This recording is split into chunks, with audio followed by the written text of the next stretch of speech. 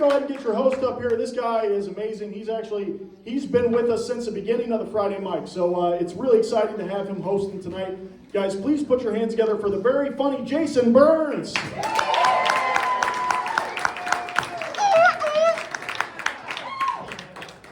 yeah.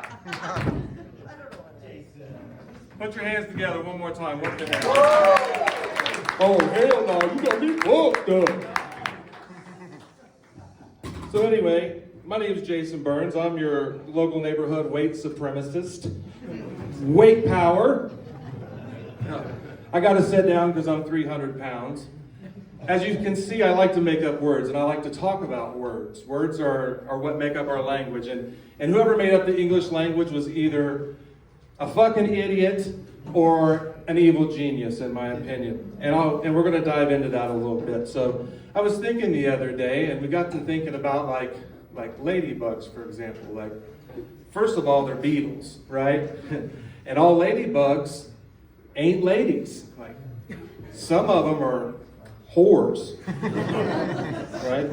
Like, in order for a ladybug to do it, like, they got to spread their 6 legs, right? I mean, what other choice do they have? It's either that or the next word, which is piggyback. Like, where the fuck did that come from, right? You have a pig and a back, but somehow that means you get a free ride, okay? You can sometimes put together words from different body parts, for example, like take a foot, completely normal, and what we all learn first right away as men, pussy, right? Put the two together, though, and somehow it means you're the asshole in the way. Pussyfooting around.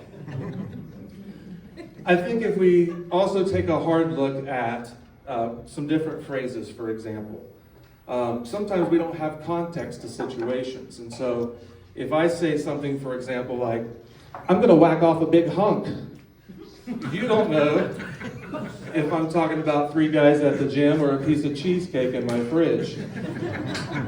Okay. If I said it's better down where it's wetter, you don't know if I'm talking about some pussy or I'm a crab on the bottom of the sea talking about how great the ocean is, right? What if I said, you've got a friend in me? You don't know if I'm a wooden toy going down the street or in some weird porno. Sometimes we can have context to situations, right? Like, I'll give you a scenario, right?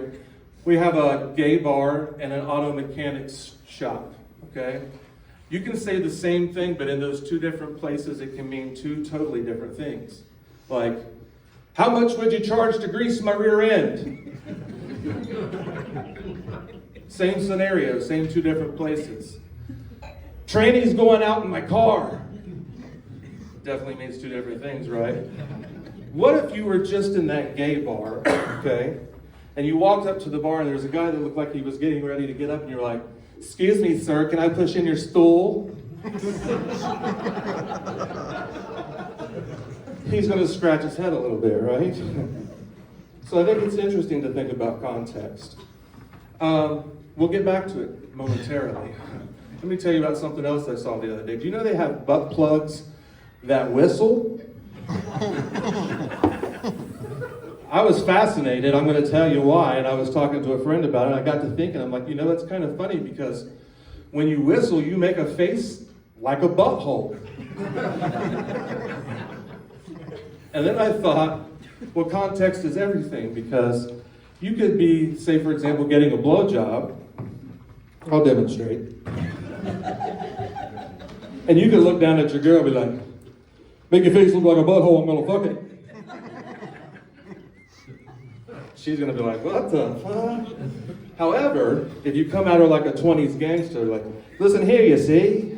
I need to make your face like a whistle face, see? And I'm going to fuck it, see?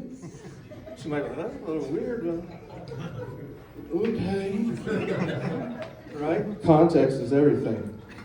I just graduated nursing school a few months ago, and thank you. So I've got a little more time here. I want to level the playing field for all you guys. If you'll take a look to everyone on your left for me, yeah. Whoever's there. Now take a look to the people on your right. All of those people have, probably maybe even today, and will in the future shit themselves.